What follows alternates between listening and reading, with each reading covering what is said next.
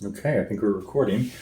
This video is gonna go through my gear. I'm gonna go through the gear that I'm bringing on a hike with a good friend of mine, Alan. He hiked the Appalachian Trail from bottom to top, I think in 2015.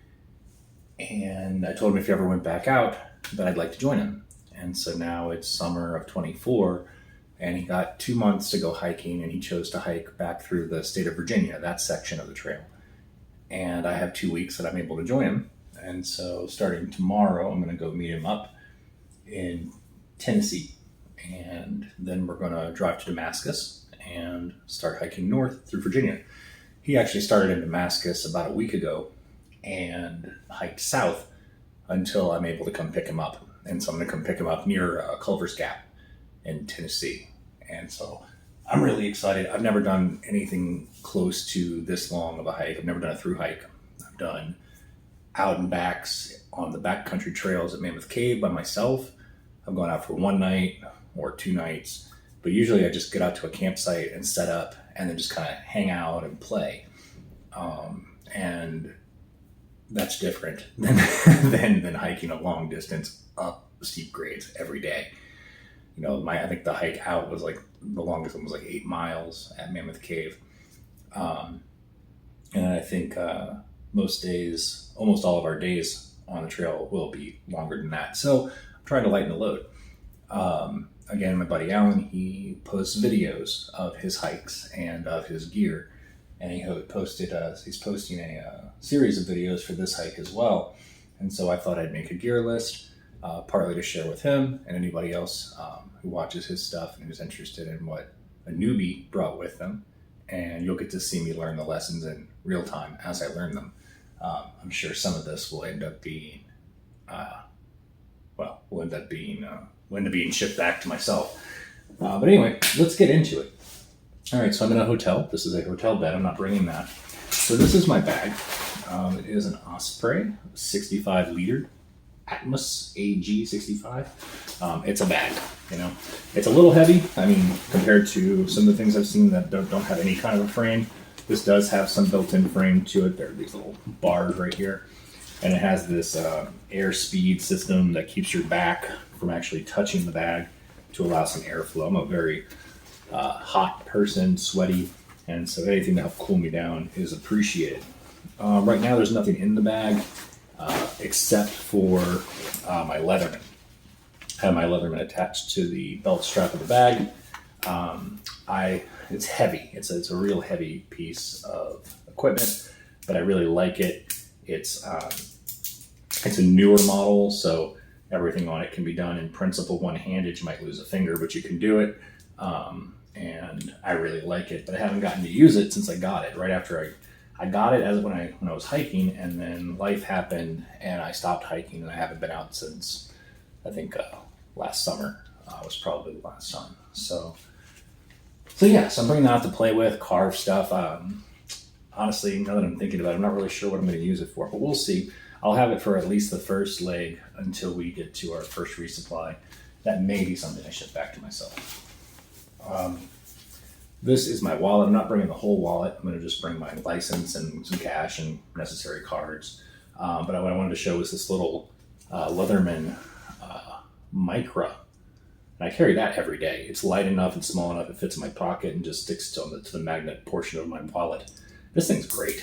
It has these little scissors on it. I use those all the time. It has a small pair of tweezers that is surprisingly useful. It didn't seem like much when I first noticed them, but I pulled 2 ticks off of me in very inconvenient places using these tweezers. So those are going to go with me as well, or this is going to go with me as well. I won't bring the whole keychain. I will bring the car key for sure. Okay, so let's start going through some of the other items here. What needs to go in first? First is my sleeping pad. So I made this out of double bubble. I'm not sure if it's a good idea or not, but that's what I'm bringing. So it's what's happening regardless of anything else.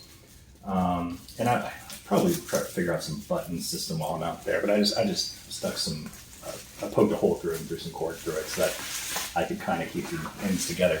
But yeah, the idea is it's just 3 layers, about 2 feet long, folded 3 times, and lays out on the ground. I can lay on that in a shelter. I can put it on the ground if I want a cowboy camp.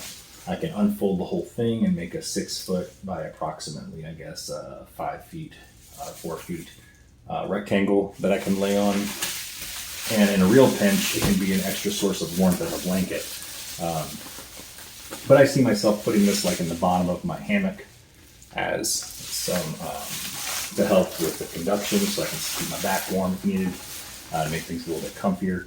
It's not breathable at all, but it's super light. So we'll see how that does. I thought about not bringing a pad at all with me, but with the shelters, at the very least, it seemed like a good idea to have it in case I want to stay in a shelter. I also have this other option for a sleeping pad. It's a Sea to Summit inflatable mattress. Use that right there. You just kind of shake it or blow into it till you get air in it. Hold one in and squeeze the air down in the tube like a tube of toothpaste. It comes out of that hole, which you connect to a one-way valve there, and it fills up. It takes about 5 minutes or so to fill the whole thing up. It's a little bit of a nuisance, but not too bad. Once you have it, you have an air mattress. It's, keeps you off of whatever below you, so that's nice. Then you have to worry about puncturing the air mattress, and the whole darn thing is heavy. So when I was just going out to set up a campsite and I was using a tent, that was great. But I'm not using a tent this time, and I just don't want to carry it, so I'm not bringing that. Those are my shoes. Those are Topo brand shoes with Superfeet inserts. They've been well loved in the past. I've only had them like 3 or 4 months, but I've managed to get paint and goop all over them. And they have that wide toe box, which I like. I found that I believe, what's called supination. When I'm in my shoe, it feels like my foot wants to do that. Like I'm catty corner to the shoe sometimes. So I have to mindfully walk, keep a little bit of attention in this direction. The toe box leaves a little more room to do that, which I'm not sure is a good thing, but it does give more room for my feet to spread out on the ground and get nice and wide when they want to. So I really like that. All right. While we're looking around on the ground, that's 2 plastic bags. One is the black one's a 55-gallon bag. The clear one, I forget where I got it. One of those is probably going to end up being the liner for the whole pack. I saw on Alan's video that he uses a pack liner, and I've heard of using pack liners. I don't really see the need, but I'm going to give it a shot and trust that people know what they're talking about. So anyway, that's that. All right, so we got our sleeping pad in there. This is a bear can. It's full of food. This is by far the heaviest thing in the bag. And it is not even quite done yet being filled up. So that is a brick that I'm bringing with me, a large weight that I will be carrying. That will only get lighter as I go until we resupply. All right, so that's food. For water, I have this Catadine Be-Free bag. It's 3 liters. You just take this off, fill it up, put the filter on, and it flows quite quickly through this. So you can give it a squeeze if you need to. And then you have these little hose clamps on here to stop the flow. I have a few hose clamps on there because I've had them break and it's annoying. So backups. So that's 3 liters of water. Platypus bag, it's just a bag. I'll put dirty water into here, and then it screws on to the life straw set up here. So this screws on to the platypus bag. This can also screw on to any normal bottle, plastic bottle, and then you just squeeze the bag and clean water comes out. Again, it has a flow rate of about 3 liters per minute, just like the Be-Free system. So both of those are pretty high flow rate, fairly lightweight, and have a decent reputation. So there we go. I've used the Be-Free bag on my hikes. Never used the life straw, I just got it. And this is a syringe for backflushing the life straw when it gets clogged. So that's food and water. For cooking, I have my jet boil system. The jet boil is, well, let's take it out. We have a propane tank, which will connect to this guy here. So you have your propane tank connected to this. You can control the propane from here. It has an igniter on it to ignite the propane. That system, this part gets connected to the bottom of this, and all those little metal fins just help distribute the heat when the flame goes up. And then you just boil water in there, no food or anything ever touches this. And then once you've boiled your water, you pour that into your dehydrated meals, and you have dinner. So that's that. I like my jet boil. It's a little bigger than I really need. It's a little more weight, but it's what I have. I wasn't going to get another one at this point. The caps tend to come off of it and expose the sensitive bits, so I like to put it in a bag. And I have this extra dry bag that I'm not using for anything else, so I'm going to use it for this. So that's cooking. We talked about this. Toys and fire. So I like making fires. I want to be able to make some at least just for fun. So these are just gloves for going and collecting fallen wood. I thought about bringing a saw. I really like having a little folding saw, but it's heavy. So instead, but even once you have a saw, you still want to be able to baton the wood down. So I'd want a fixed blade knife, and I decided to just bring the fixed blade knife. I'm thinking I'll be able to baton logs off of, baton some decent sized firewood off of larger fallen trees using this, and then process it down into kindling as needed. This is my bare minimum sort of, I'm going to go walk in the woods and want to be able to survive if I get lost kind of kit. It has my fixed blade knife. It has a little light on it. I have several of these. I keep one on my keychain. I keep a couple on the bag. Has a little compass right there. This is a day pack. So this is a 20-liter backpack. You just pull it out, and it's really thin, lightweight material. A little hard to get back in here, but it's nice to have a bag with you in case you get a lot of wood. Poncho, that can act for rain, obviously, but also for shelter if needed. And a Ziploc bag. The Ziploc bag, it can be used to collect water. And this is just a little piece of, I thought this was lighter pine. I forget. Well, anyway, it's dry wood that can be used to help start a fire that I found at some point. And then this is a lighter, some aqua tabs for purifying water, a little plastic magnifying glass that's marketed to start fires, and I'm unsure, I guess in a pinch I'm going to try it, but realistically for me it's a second pair of glasses. So that's what that is. And then some paracord, because I wouldn't call it my little kit if it didn't have paracord in it. Now, realistically, as far as this goes, I expect to use almost none of it. I expect to use the fixed blade knife and the day pack. But I like having all this other little stuff with me. I don't really think I need it. It's just fun. And it'll be great if I do need it. This is a toggle that I made. It's just a stick with a hole in it and then some cord run through it. And with this, you can make a hanger for the bag really easily. It takes like 2 seconds to just hang a bag from a tree using this. And it doesn't take up much space, doesn't weigh much. And there you go. So that goes into the brain of the bag. Got my gloves. Let's see, sleeping. This is a camp quilt. It is a 40 to 60 degree Fahrenheit Spark camp quilt. Again, it's not real breathable, but man, is it lightweight. And it's super light and warm, really warm. So you won't get cold in that for sure. And we're going to Virginia in the summer, so I'm not super worried about that anyway.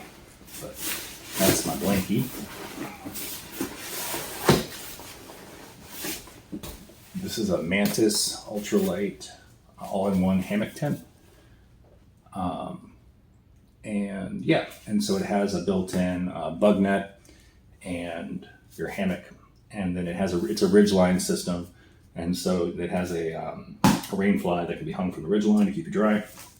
The spikes are right there, the stakes to hold down the lines that come off of it. It has several lines that come off of it. And then this is just an inflatable pillow for when I'm cowboy camping, or maybe in the hammock too. Probably leave it in there as well. I have not slept in this overnight. I've only used it once during the day to practice setting it up. So I'm going to have to relearn to set that up. But I remember it wasn't too bad once I got the hang of it. Okay. Sunglasses to keep the sun out of my eyes. A buff to keep my hair out of my eyes and sweat out of my eyes. And I can put it around my neck or do whatever else I need to do with it. I really like that. That's handy. Just a hat. Nice and bright orange. And then a fancy schmancy towel. Look at that. Look at that towel. It's fancy, isn't it? REI thinks so. At least that's what they priced it as. But anyway, I went ahead and got it. Got my fancy schmancy towel. It's very light. It's super soft. And it is loaded with some material that's antibacterial or antimicrobial in the hopes of keeping it from becoming funky. And I hate a moldy towel, so here's hoping. And this will be used for wiping sweat off of myself, a lot of sweat. And then other things as needed. I'll probably try to be consistent and maybe use the black part for sweat and the other part for my face or something, but we'll figure it out. I'll probably end up forgetting my system and just wiping everything with everything anyway, because we get dirty when we're outside.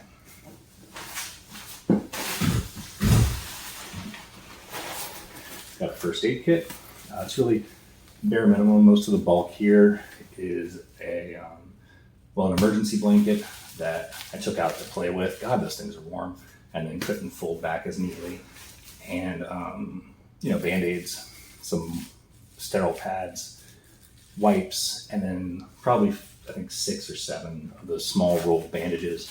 I cut my leg once when I was hiking, and those rolled bandages were so helpful when you're out there and, you're sweaty, you're dirty, and you just want to, wipe off the wound and get it wrapped up. You're not going to be able to get a Band-Aid to stick to your sweaty, grimy self. So those rolled bandages are just really nice, at least initially. And then, a couple, 3 days worth of changes to get you back to the next resupply. And this is just a rain cover that's made to fit the bag. So if that's the brain, then this is the butt. So all that goes in the butt. That's not the butt. That's the butt.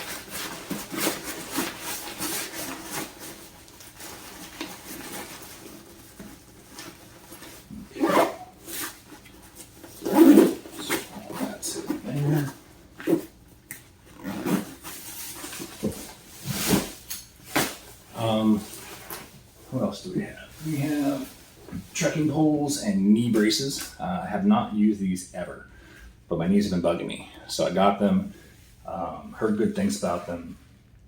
We'll see. These might get shipped back to myself, but I wanted to have them to help give my knees some extra support so I don't blow parts up. These are trekking poles. They're the twisting kind, and so you just, in principle, there we go, twist them and extend them. I have my length figured out on these, so that's good. I've used them a couple of times now, and I got these from a good friend who has done a lot of hiking and was looking to offload a pair of poles. And so these are just some Lecky poles. I have some orange tape on here, make them easy to find. Also have some extra tape around because there's a little bit extra on there. And then these are adjustable, which is nice.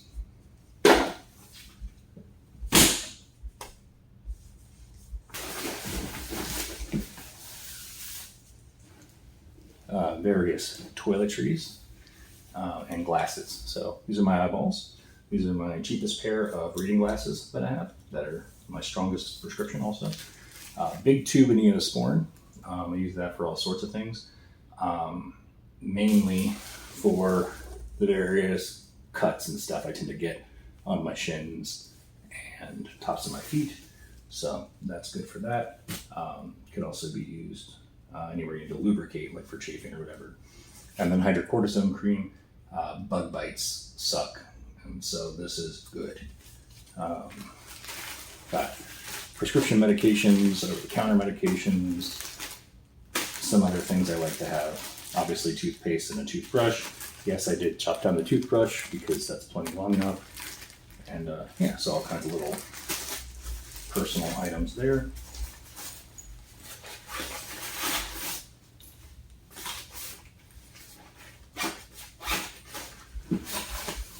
Electronics.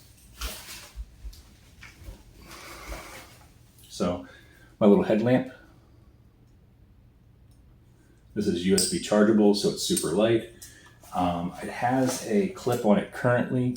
That clip can be traded out for this head strap. I'm going to try to clip for the first leg of the trip, and if I don't ever need the head strap, then I'll send that back to myself.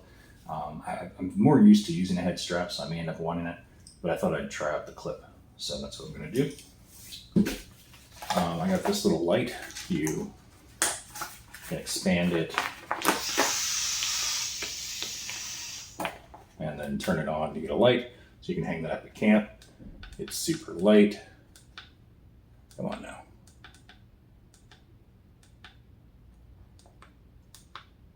There we go. Okay. Yeah, it's lightweight, doesn't weigh much. It's USB chargeable, and it can also charge devices with the battery that it has. I'm not sure how much storage is on here, but looks like actually 2,000 milliamp hours. Huh. I didn't realize it was that much. That's neat. So yeah, this little gadget is cool. They make versions of it that are also solar chargeable, which are also neat, but I like this one. This is the one I have. It was a gift.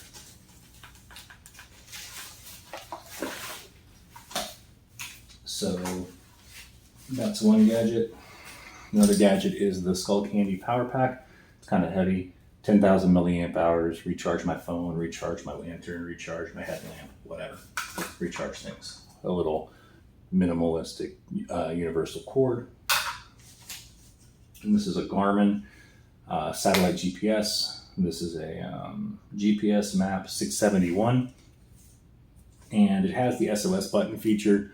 So you pay a subscription, and you can press the SOS button and get help sent to your location. But also you can send messages to predefined contacts. You define the contacts before your trip. And then you can send so many messages without any additional charges. I think you can also send predefined messages for no fee, but I'm not sure about that. I'll have to look into that before we set out. And then, it has a GPS mapping on here, so satellite mapping. I really won't need this for our trip. So for our trip, I'm going to have Alan, who's hiked this exact section before, and then I have this little map I got that goes from Damascus to Bailey Gap north, and has all the different elevation changes and stuff for each day at the bottom of the map. And yeah, that should be sufficient to get me through. This is just some paper to write on, a composition notebook with the cover torn off, and a pen for all my writing needs. But yeah, so I'm bringing this to play with, because I'd like to do some more backcountry camping and hiking down the road. And I thought I should learn to use this in a safe space like the Appalachian Trail, before I go setting off into who knows where. So that's what that's for. And I might play with that for a leg or two and then ship it back if it's too. It is quite heavy, but we'll see. We'll see what happens with that. Okay. What else do we have?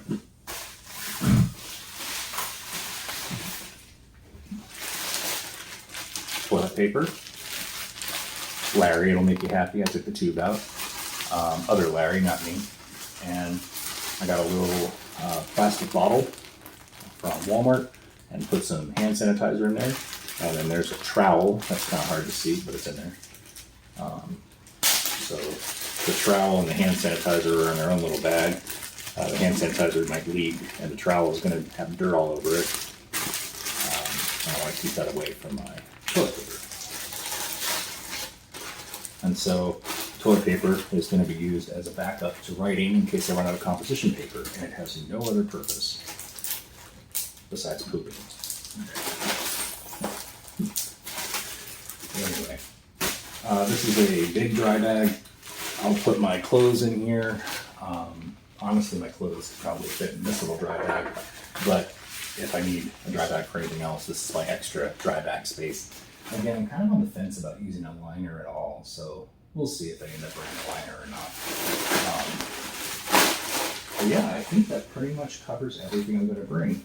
We have food, we have water, we have sleep system, we have light, we have gadgets, we have sharp things, we have civilization things, and we have medical things, and navigation things, and protect my knee things. The poles and the knee things both are meant to protect my knees. So I can't think of anything else to bring. And, oh, right, the last thing I didn't talk about was nutrition stuff. So I started going to the gym and thinking about nutrition more carefully. And so I've been using the protein powder. It's heavy and you have to use a lot of it, but it is good nutrition. So I don't know, I might bring enough for one a day or one every other day to mix into some water. This is creatine. I looked that up online. It seems like mixed reviews about whether or not creatine's going to help at all with hiking. Seems like it's more meant for, higher intensity activities. But, even though the individual motions of hiking aren't particularly intensive, the repetitive nature of it is. So I don't know how that plays out. But there's a loading period with this where you take a bunch, and I'm in the maintenance phase, and I'd rather not have to go back through the loading phase. So I'm thinking about bringing enough to toss one scoop into water each day. It's really not that heavy to just put a little bit of this in a Ziploc bag. And then this one, I'm definitely going to bring some in a Ziploc bag. This has, all your electrolytes. No, this does not have electrolytes. This is the one that has all of your aminos. This one has the aminos. So, your various aminos that you are going to need to help build muscle rather than tear it down. Yeah. And I thought about getting something for electrolytes. I still might, but I'm going to have so many salty foods, I'm not super worried about it. Okay. Well, that is a very rookie pack video or gear video. I'm kind of looking forward to looking back on this down the road and having a good chuckle. But I think it'll be okay. I got food, I got water, I have shelter. We'll see. All right. Thanks for watching.